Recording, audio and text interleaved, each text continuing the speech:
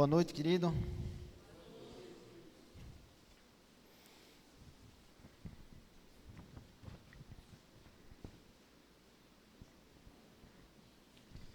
Quero chamar você então a abrir a sua Bíblia em Apocalipse capítulo 14.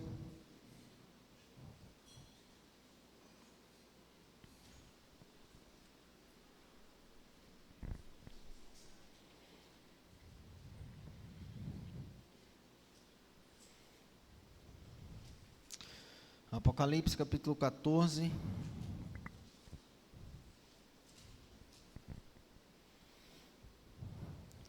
Vamos ler então do verso 1 até o último versículo do capítulo, o verso 20. E aí depois nós oramos e meditamos na palavra de Deus. Acompanhe então a leitura comigo, diz assim: Olhei, e eis o Cordeiro em pé sobre o monte Sião, e com ele 144.000, tendo na fronte escrito o seu nome e o nome do seu Pai. Ouvi uma voz do céu, como voz de muitas águas, como voz de grande trovão. Também a voz que ouvi era como de harpistas quando tangem a sua harpa. Entoavam um novo cântico diante do trono, diante dos 4 seres viventes e dos anciãos. E ninguém pôde aprender o cântico, senão os 144.000 que foram comprados da terra. São estes os que não se macularam com mulheres, porque são castos. São eles os seguidores do Cordeiro, por onde quer que vá. São os que foram redimidos dentre os homens, primícias para Deus e para o Cordeiro, e não se achou mentira na sua boca, não tem mácula.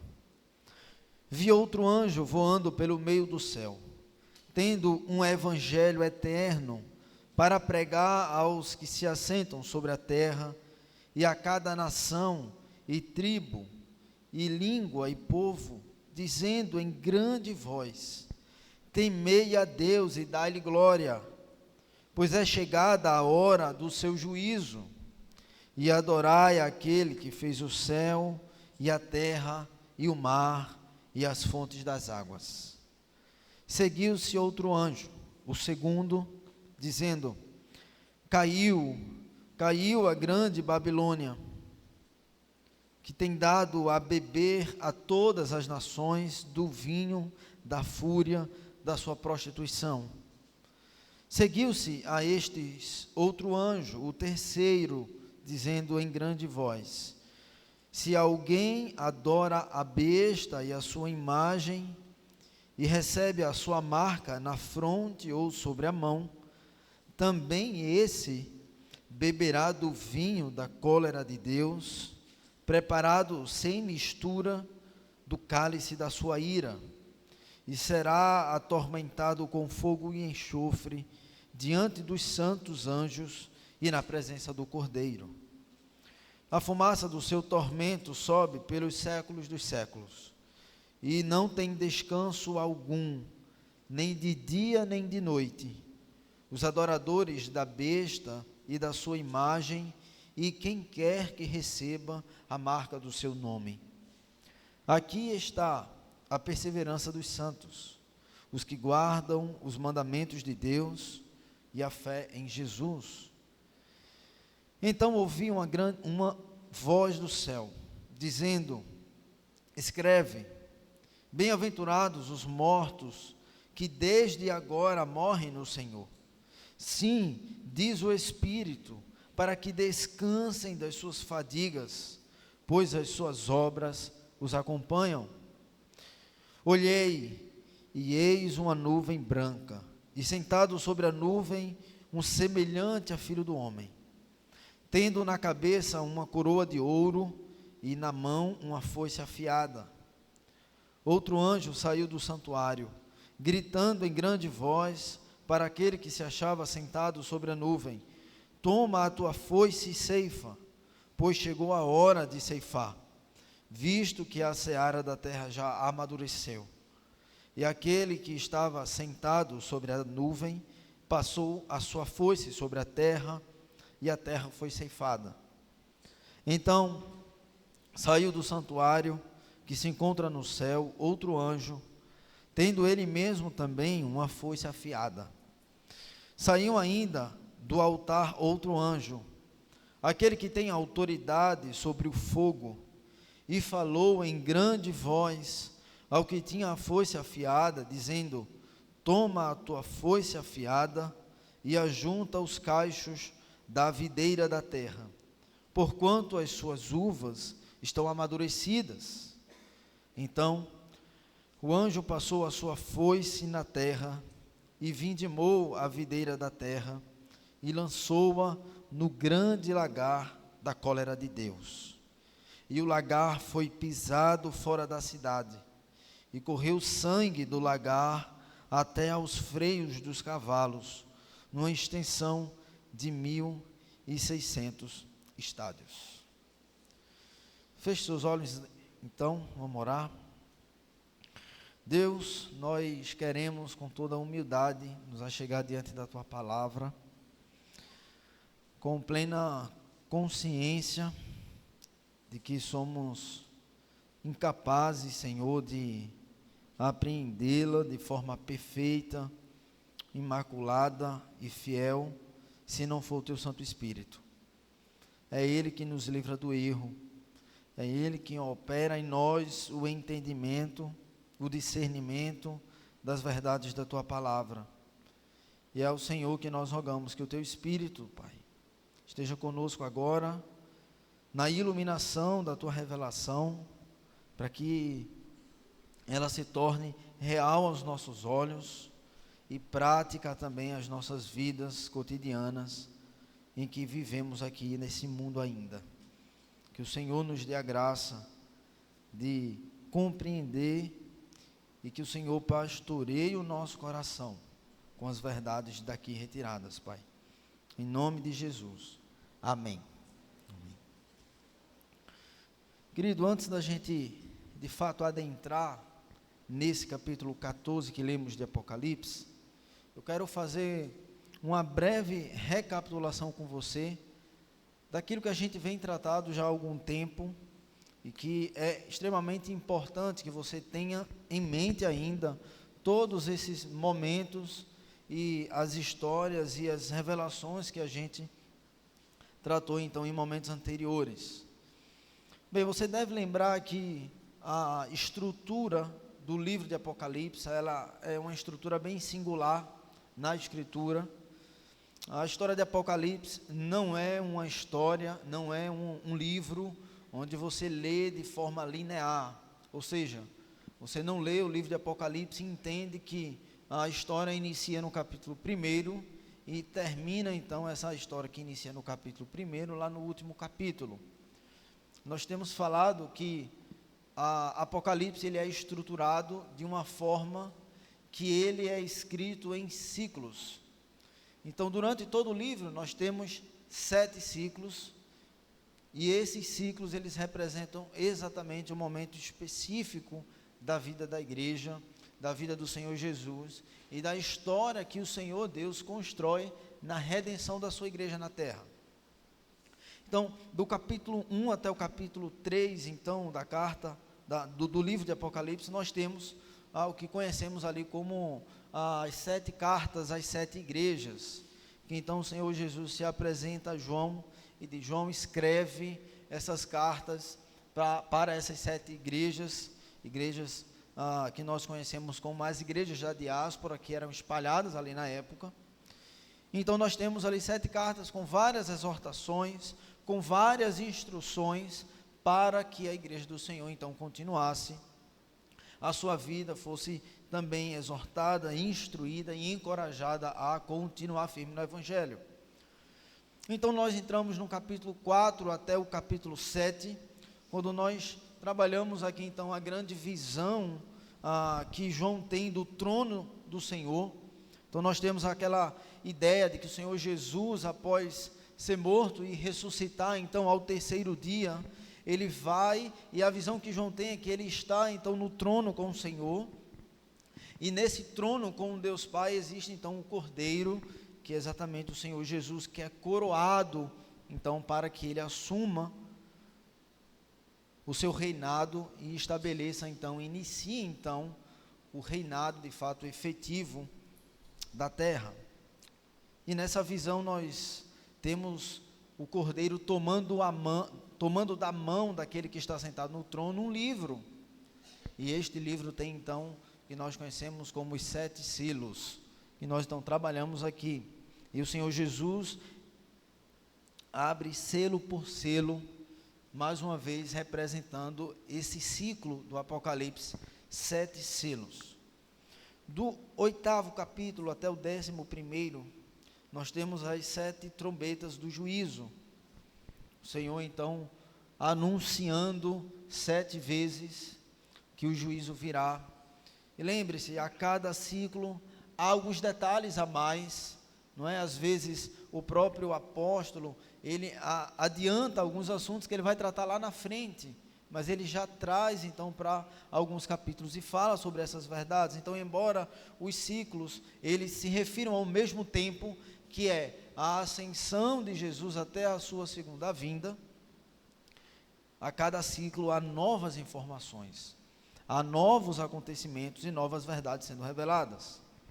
Então, nós temos do capítulo 12 até o capítulo 13, 14, esse que nós começamos hoje, a grande figura que nós tratamos também ali no domingo passado e no retrasado, da última vez que falamos, sobre a mulher e o dragão. Então você deve lembrar que o texto bíblico relata que existia uma mulher, e essa mulher estava prestes a dar luz a um filho, e então existia um dragão também, que ele estava preparado para devorar o filho, assim que a mulher então desse à luz. Só que você deve lembrar muito bem que o filho nasce dessa mulher, e nós tratamos sobre Gênesis capítulo 3, verso 15, que narra exatamente a ideia do descendente, do prometido, do Messias, que viria a salvar o mundo. Então a mulher dá luz a esse Messias, o dragão não consegue devorá-lo, então o dragão fica muito irritado, porque ele não tem sucesso nesse seu empreendimento. E depois temos aquela batalha celeste, onde o diabo e seus anjos, Satanás e seus anjos lutam com os anjos do Senhor também, mas ele mais uma vez ele não é vencedor, ele é derrotado, e por isso então ele é expulso do céu e é enviado então à terra. E então na terra, você também deve lembrar desse detalhe, o dragão muito chateado e irritado, porque não teve nenhum sucesso naquilo que tentou fazer, ele então vai atrás dos discípulos, dos descendentes da mulher, daqueles que ainda estão vivos e sobreviveram, que é então a igreja do Senhor. Portanto, agora a missão do dragão é ir em direção à igreja do Senhor, aos descendentes da mulher, porque ele já está derrotado, mas o seu maior desejo é levar todos que forem possíveis junto com ele para a condenação eterna. Ele quer de toda forma fazer com que o povo de Deus se desvie dos caminhos que o Senhor preparou para ele. E para isso ele se utiliza de 2 aliados. Nós falamos sobre 2 bestas, a besta que emerge do mar e a besta então que emerge da terra.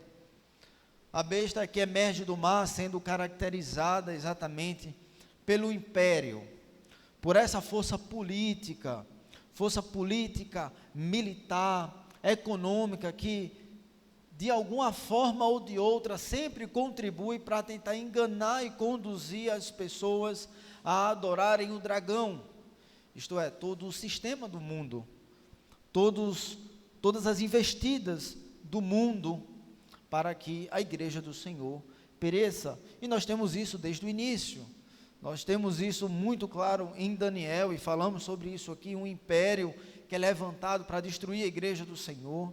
Temos os cristãos no primeiro século também sofrendo várias perseguições com impérios, isto é, poder econômico, poder político, sendo usado a favor do dragão. E o dragão tem um outro aliado também, que é a besta que emerge da terra. E falamos também sobre essa besta que é caracterizada exatamente que falamos que é o falso profeta, e que ele é caracterizado exatamente por uma ideia de religião que tenta enganar, que tenta seduzir aqueles que amam ao Senhor.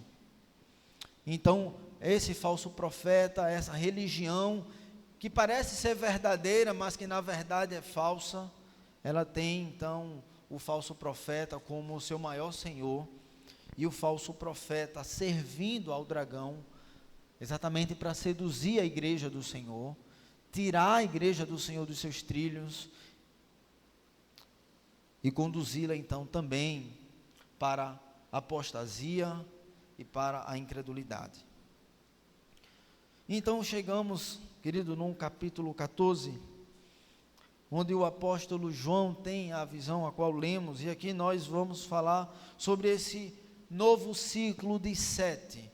São 7 vozes que nós vemos aqui, que o apóstolo João tem. Olhe o texto então, o versículo 1, ele inicia dizendo: olhei, e eis o Cordeiro em pé sobre o monte Sião. Lembre-se, o monte Sião tem exatamente essa figura e essa ideia de ser o monte da adoração. E com esse Cordeiro havia 144.000, tendo na fronte escrito o seu nome e o nome de seu pai. Esse número não é a primeira vez que ele aparece em Apocalipse, ele já apareceu em outros momentos.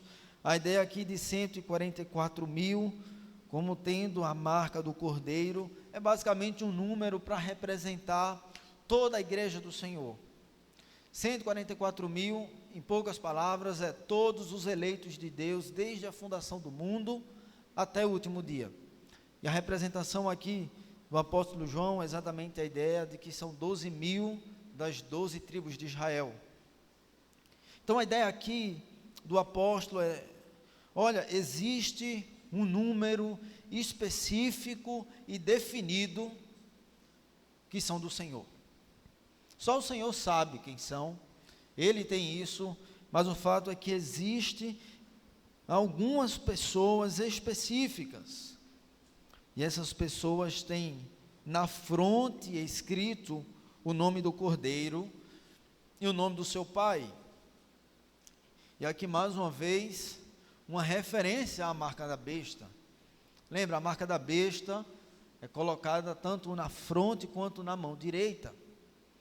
A marca da besta como sendo exatamente a marca daqueles que não têm a marca, o selo do Senhor, do Espírito Santo.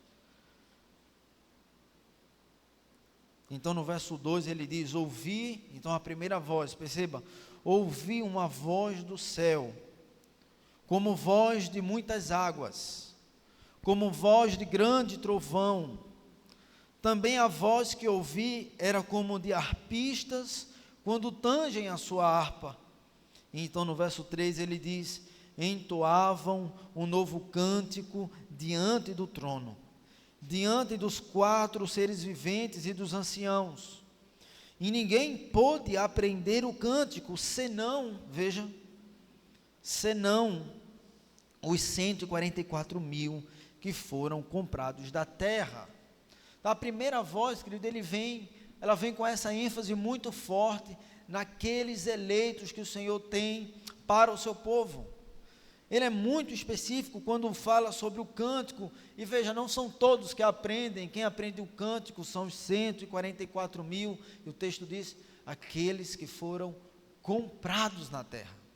Isto é, teve um preço que foi pago. Esses 144.000, o povo de Deus, teve um preço a ser pago pela alma deles. Então aqui nós temos a ideia do cântico, exatamente como esse cântico da vitória. Alguns comentaristas falam que esse é o cântico que é cantado quando o vitorioso vence uma batalha. Então a ideia aqui é, eles venceram com o Cordeiro, então eles cantam. Então no verso 4, o texto diz: são estes os que não se imacularam com mulheres, porque são castos. E aqui não é uma ideia, uma referência, não é àqueles que não são casados ou que não têm nenhum tipo de relação com mulher, como se eles fossem superiores, mas a ideia aqui é a referência à igreja de Deus. Ele está dizendo, olha, são estes os que não se imacularam com mulheres, porque são castos, isso é, a igreja do Senhor continua fiel, ela não se imaculou com outros. São eles os seguidores do Cordeiro, por onde quer que vá. São os que foram redimidos dentre os homens, primícias para Deus e para o Cordeiro, ou seja, o melhor daquilo que tem para Deus e para o Cordeiro são esses, os eleitos do Senhor. Então o texto, no verso 5 diz, e não se achou mentira na sua boca, não tem mácula. Essa então, querido, é a primeira voz, é a ênfase nos eleitos do Senhor, de que eles foram redimidos, foram comprados, esses estão garantidos, porque eles têm a marca do Pai e do Filho na sua fronte. Então no verso 6, nós temos a segunda voz. Talvez aí na sua Bíblia esteja falando, tem aí um subtítulo, a primeira voz, mas lembre-se, aqui é a segunda voz, aqui é a primeira voz do anjo, mas nós acabamos de falar de uma primeira voz que houve no céu.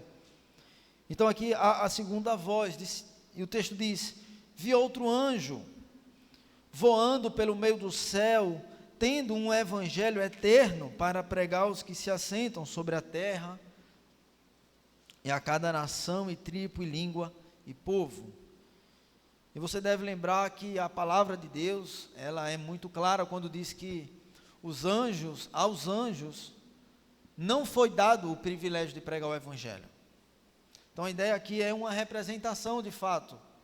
Um anjo que aparece então diante de João, voando no meio do céu, e então fala, olha, o evangelho eterno tem que ser pregado aos que se assentam sobre a terra, de cada tribo, nação, língua e povo. E você deve perceber, querido, que em todos os ciclos que nós tratamos aqui, de Apocalipse, sempre há a pregação do evangelho envolvida. Sempre há a ênfase de que neste período entre a ascensão do Senhor Jesus e a sua segunda volta, há uma forte ênfase na pregação do evangelho. E o texto diz no verso 7, dizendo em grande voz, então, temei a Deus e dai-lhe glória, pois é chegada a hora do seu juízo, e adorai aquele que fez o céu, e a terra, e o mar, e as fontes das águas. Percebe? A pregação do evangelho, o anúncio do evangelho, ele sempre é acompanhado do que nós chamamos de doxologia. A pregação do evangelho sempre é acompanhada da adoração. No final das contas, querido, a pregação do evangelho, ela tem como fim a adoração. Se não for com a adoração como fim, para que então pregaremos? A palavra do Senhor diz que o Senhor então requer que todos o adorem. Esse é o anúncio da palavra. Por isso que a pregação do evangelho é uma pregação que tem como fim último a adoração ao Senhor. Lembre-se, quando você ora por aquele seu ente querido, quando você prega para aquele seu ente querido, ou seu amigo, alguém próximo a você, antes de qualquer coisa, querido, não perca isso de vista. O seu coração precisa e deve estar firme no fato de que você está pregando para que o Senhor seja adorado nos lábios e no corpo daquele a quem você tem pregado.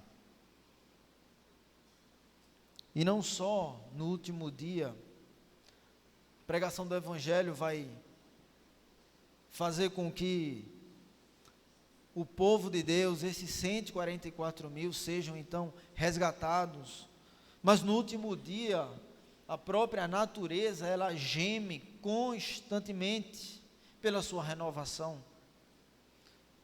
O texto diz: temei a Deus e dai-lhe glória, pois é chegada a hora do seu juízo, e adorai aquele que fez o céu e a terra e o mar e as fontes das águas. Isto é, teme a Deus e dê glória a Ele, porque agora chegou a hora dele julgar todas as coisas. Então a terceira voz, primeira voz como uma ênfase, querido, aos eleitos, a garantia dos eleitos. A segunda voz apresentando mais uma vez a pregação do Evangelho nesse período. A terceira voz, então, no verso 8, o texto diz: seguiu-se outro anjo, o segundo, dizendo: caiu a grande Babilônia, que tem dado a beber a todas as nações do vinho da fúria da sua prostituição. Esse é um dos textos que João, ele adianta, ele antecipa algo que ele vai falar mais profundamente mais na frente. João traz então aqui a ideia exatamente da grande Babilônia. A grande Babilônia isso a gente vai ver mais profundamente posteriormente, mas a grande Babilônia é o terceiro aliado do dragão. O primeiro aliado com os impérios, o poder político, econômico, militar. O segundo aliado como sendo exatamente as falsas religiões, os enganos, aquilo que parece ser de Deus, mas na verdade não é. Então nós temos um terceiro aliado também do dragão, que é chamado em Apocalipse da grande Babilônia. E a característica desse terceiro aliado é exatamente um império dos grandes prazeres mundanos e terrenos. A grande Babilônia, então, é caracterizada exatamente pela prostituição, pelos vícios, por aquilo que chama a atenção do homem aqui nesta terra, e que o conduz, o seduz e o perverte, para que então ele adore o dragão. O texto diz então que a grande Babilônia cai. A grande Babilônia, os grandes prazeres desse mundo, as coisas que o pecado produz no meio do seu coração, as coisas que o pecado nos dá e que nos engana dizendo que é bom, caiu, acabou, não haverá mais. Caiu a grande Babilônia, que tem dado, veja o texto, a beber a todas as nações do vinho da fúria da sua prostituição. Todas as nações, todas as épocas, todos os impérios passaram exatamente pelo que ele chama da fúria da sua prostituição. Os homens entregues aos seus próprios prazeres.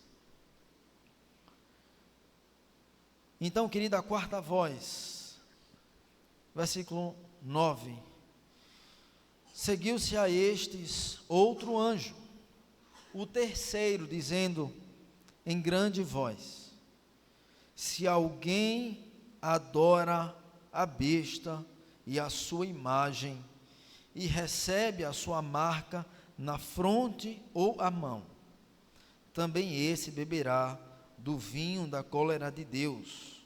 Perceba, lembre-se aqui,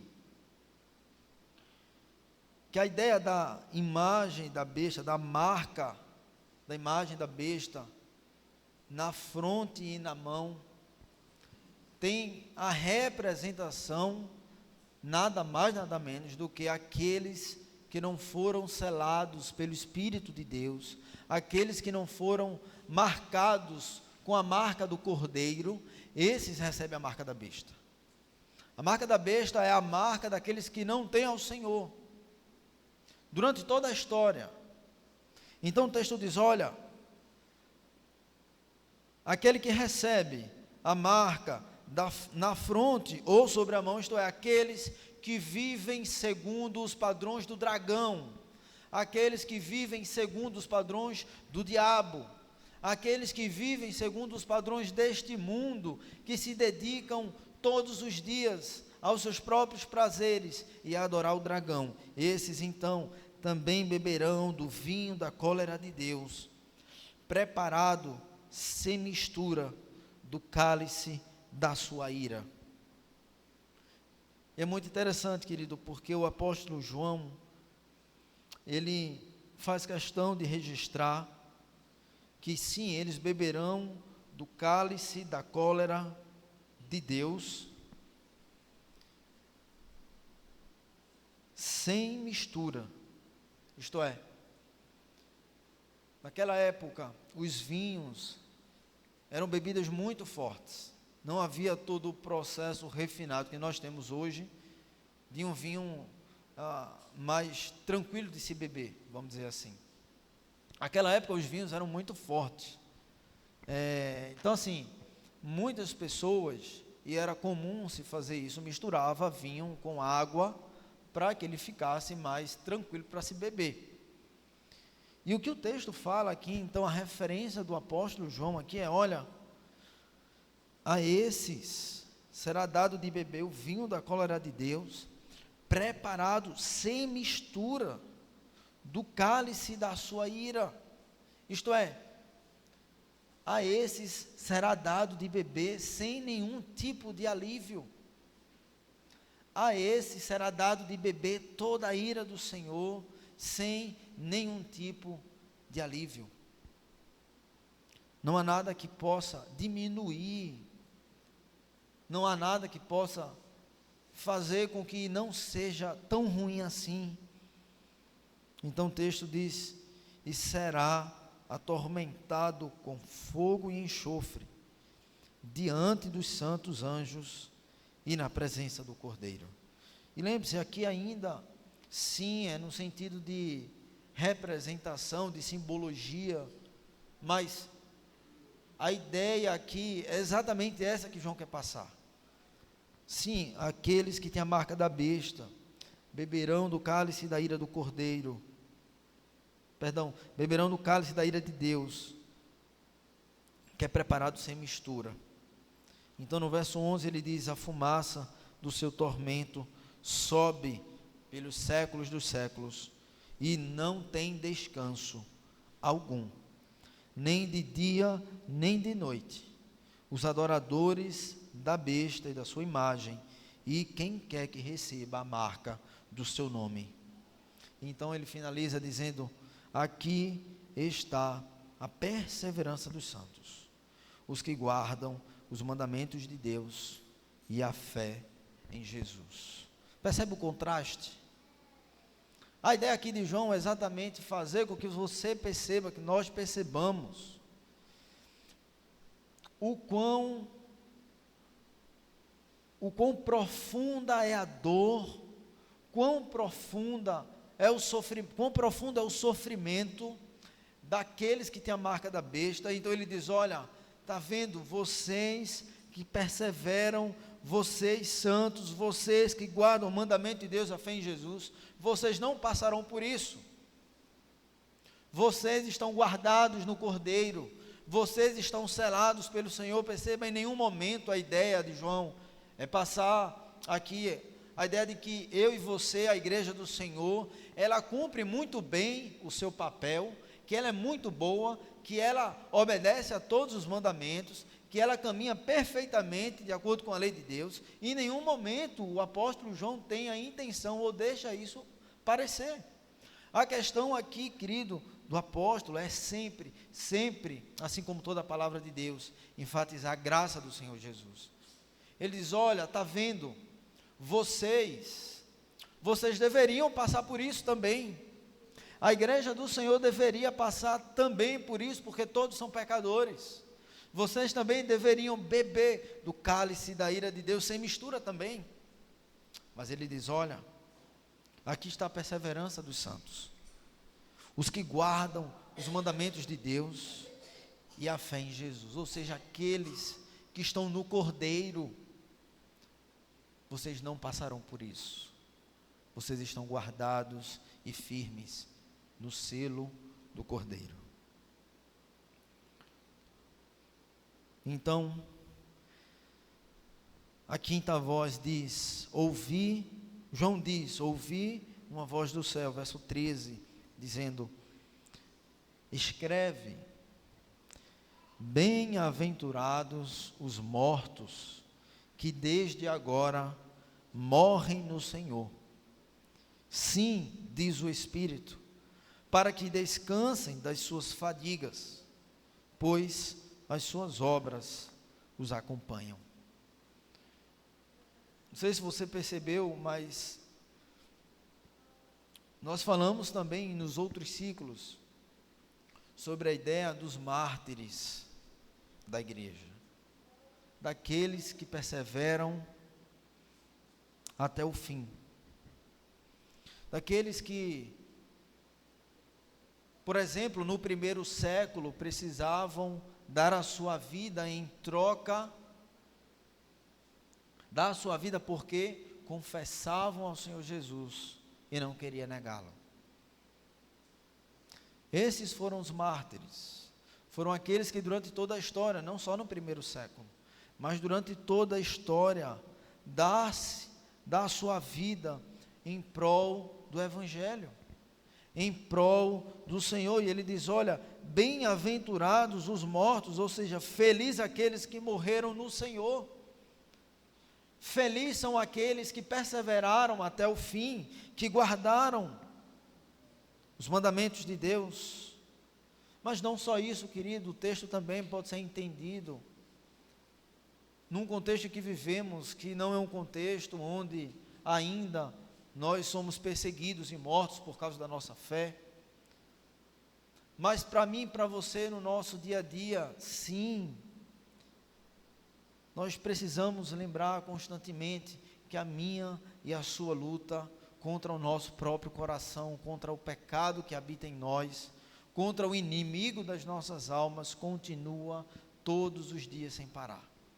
E o texto diz: olha, bem-aventurado aquele que vai até o fim, que persevera, que continua, que não desiste. Bem-aventurado aquele que continua nos caminhos do Senhor, que não segue as seduções dos aliados do dragão. Bem-aventurados aqueles, porque no último dia eles descansarão das suas fadigas, da sua canseira, porque as suas obras os acompanham. Então, no verso 14, nós temos a sexta voz. É interessante porque agora nós temos as duas últimas vozes, a sexta e a sétima, e elas fazem um contraste. Quero que você perceba então, verso 14, o texto diz: olhei, e eis uma nuvem branca, e sentado sobre a nuvem, semelhante a filho de homem, tendo na cabeça uma coroa de ouro, e na mão uma foice afiada. Outro anjo saiu do santuário, gritando em grande voz, para aquele que se achava sentado sobre a nuvem: toma a tua foice e ceifa, pois chegou a hora de ceifar, visto que a seara da terra já amadureceu. E aquele que estava sentado sobre a nuvem passou a foice sobre a terra, e a terra foi ceifada. Aqui é uma clara referência, o que nós conhecemos exatamente como uma última ceifa. aquele que está sentado no trono, o texto diz, aquele que está sentado na nuvem, que é semelhante a filho do homem, ele tem na cabeça uma coroa de ouro, e na mão uma foice afiada, e esse então, exatamente é a representação do Senhor Jesus. O texto diz que o Senhor Jesus então toma a foice,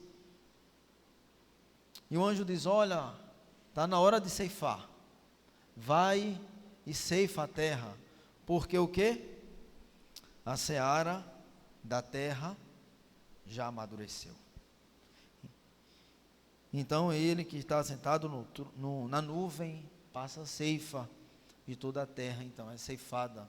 Aqui é o que nós conhecemos, mais popularmente chamado como o grande arrebatamento. Esse é o momento onde a igreja do Senhor então é chamada, é arrebatada, instantaneamente, é a ceifa. E lembre-se, querido, o texto bíblico, ele em nenhum momento fala que isso aqui pode ser uma mentira. Talvez isso não aconteça. Não. A palavra de Deus diz que o povo de Deus, no último dia, será chamado pelo seu Senhor e serão arrebatados.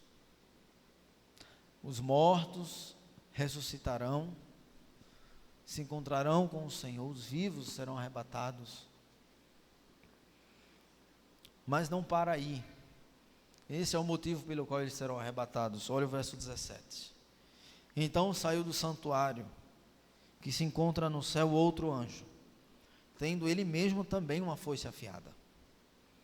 Saiu ainda do altar outro anjo, aquele que tem autoridade sobre o fogo, e falou em grande voz ao que tinha a foice afiada, dizendo, toma a tua foice afiada, e ajunta os cachos da videira da terra, porquanto as suas uvas estão amadurecidas. Veja, a referência aqui, a ideia aqui é a mesma do outro ceifeiro. Estão amadurecidas também aqui essas uvas.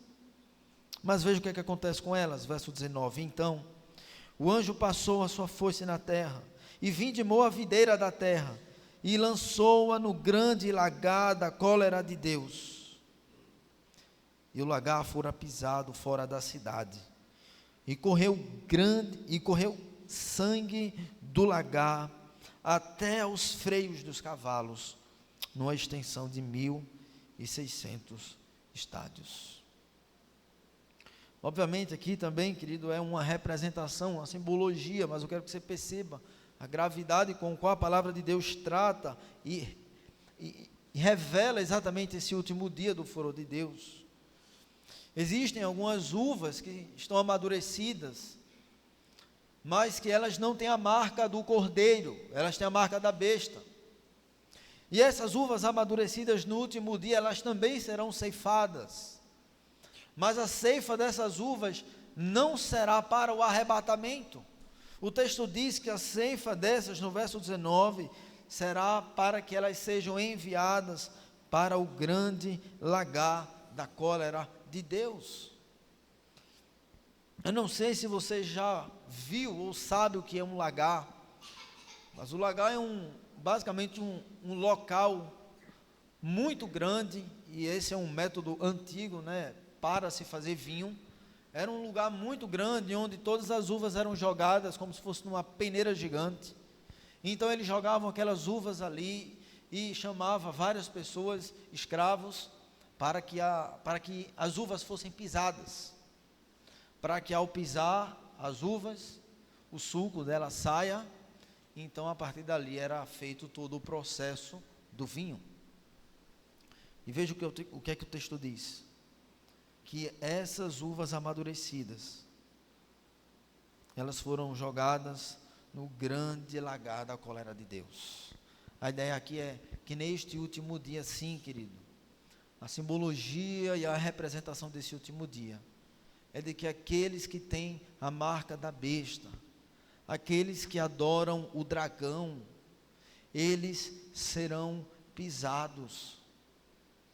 E o texto diz, no grande lagar da cólera de Deus, o próprio Deus, com a sua ira, com o seu furor, porque eles não foram remidos pelo Senhor Jesus.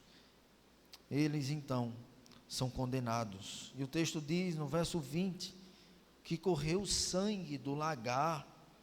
Percebe aqui a representação? É uva que é jogada no lagar, mas o que escorre é sangue. E correu sangue do lagar até os freios do cavalo. Isto é, muito e muito e muito sangue. Percebe, querido, a seriedade com a qual nós lidamos todos os dias da nossa vida. Existem dois tipos de pessoas no mundo. E é assim que a palavra de Deus divide o mundo. Percebe? A palavra de Deus divide o mundo basicamente com seus sacramentos. Os batizados, não batizados, aqueles que ceiam e os que não ceiam, que não participam da mesa. Aqueles que têm a marca da besta ou aqueles que têm a marca do cordeiro. E a palavra do Senhor é muito clara.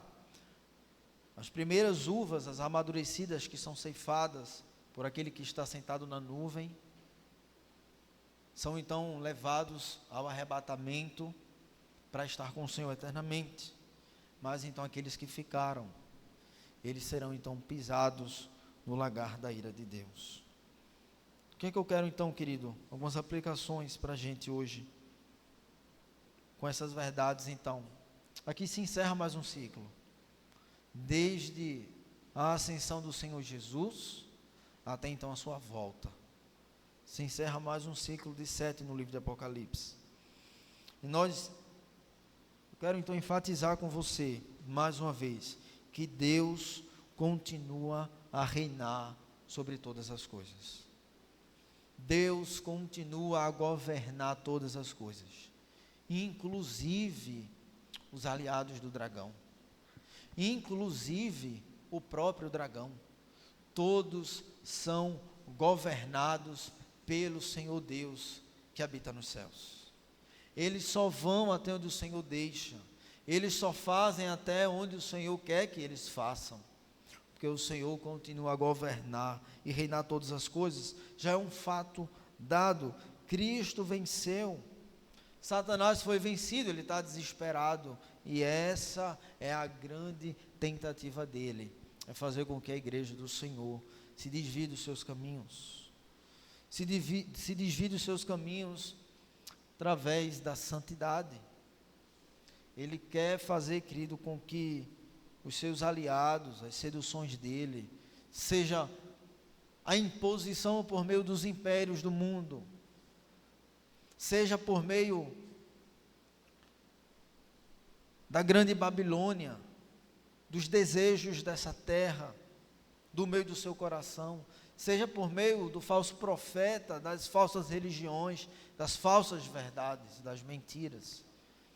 A tentativa é seduzir eu e você para vivermos e adorarmos o dragão, vivermos de acordo com o padrão desse mundo, vivermos vivendo em adoração ao dragão. E aquilo também que é enfatizado em todos os ciclos, querido. E eu quero chamar você mais uma vez a essa verdade.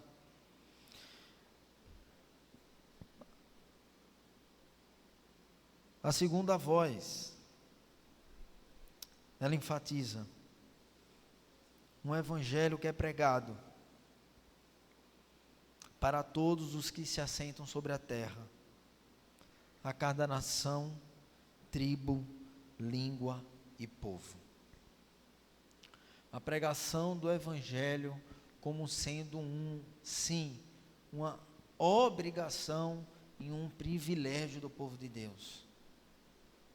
Nós falamos aqui sobre 2 tipos de ceifa. A ceifa daqueles que serão arrebatados e a ceifa daqueles que serão dizimados. E a pregação do evangelho é exatamente isso. A pregação do Evangelho, querido, o anúncio do Senhor Jesus, que morreu pela sua igreja, é isso.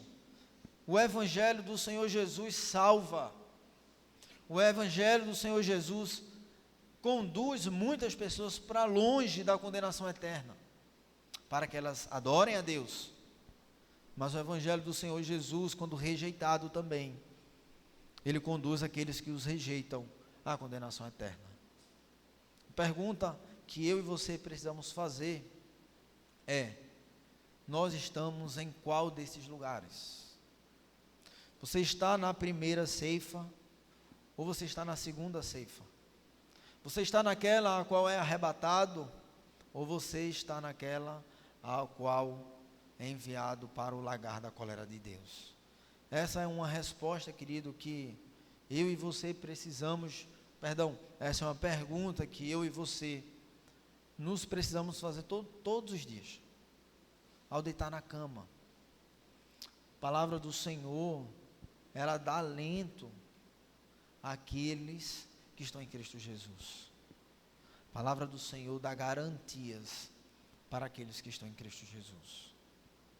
Guarde isso no coração. O Senhor Deus continua a reinar sobre todas as coisas. Os aliados do dragão querem nos seduzir para abandonar o caminho ao qual caminhamos, a santidade do Senhor. E o Senhor nos chama, querido, mais uma vez, a pregar o seu Evangelho a todo tempo. Vamos orar? Feche seus olhos.